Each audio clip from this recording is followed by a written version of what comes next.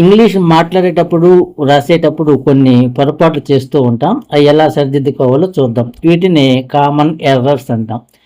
Between, among, ఇద్దరి మధ్య లేదా రెండు వస్తువుల మధ్య విషయం చెప్పేటప్పుడు బిట్వీన్ ఉపయోగించాలి.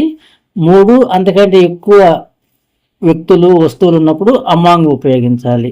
బిట్వీన్ తర్వాత కంపల్సరీగా అండర్ రావాలి. చూడండి, I am sitting among my brother and sister అనకూడదు. ఎందుకని బ్రదరు సిస్టర్ మధ్యలో కూర్చొని ఉన్నాను అనాలి. ఇక్కడ ఉండేది ఇద్దరు వ్యక్తులే కాబట్టి I am sitting between my brother and sister అని అనాలి. బిట్వీన్ తర్వాత నెక్స్ట్ అండ్ కంపల్సరీగా రావాలి. 3 లేదా 3 వస్తువులు కంటే ఎక్కువ ఉన్నప్పుడే అమాంగ్ ఉపయోగించాలి.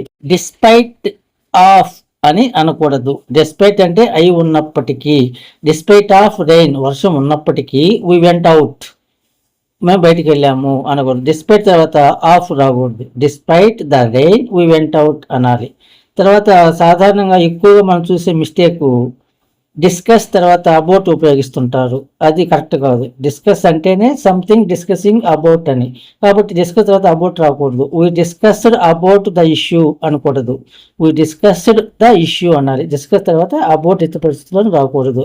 అదేవిధంగా ప్రిఫర్ తర్వాత టు రావాలి. He prefers coffee than tea, tea కంటే కాఫీని ప్రిఫర్ చేస్తారు అంటాం, అది తప్పు. దాన్ రాకుండా టు రావాలి. He prefers coffee to tea, tea కంటే కాఫీని అతను ప్రిఫర్ చేస్తారు అని. అదేవిధంగా సుపీరియర్, ఇన్ఫీరియర్ పదాలు ఉపయోగించిన తర్వాత కూడా దాని బదులుగా టు తప్పనిసరిగా వాడాలి. అబ్రాడ్ అంటే విదేశం. My friend went to abroad అనకూడదు. మై ఫ్రెండ్ వెంట్ అబ్రాడ్ అనాలి. వెంట తర్వాత టు రాకూడదు. తర్వాత యాంగ్రీ తర్వాత విత్ రావాలి.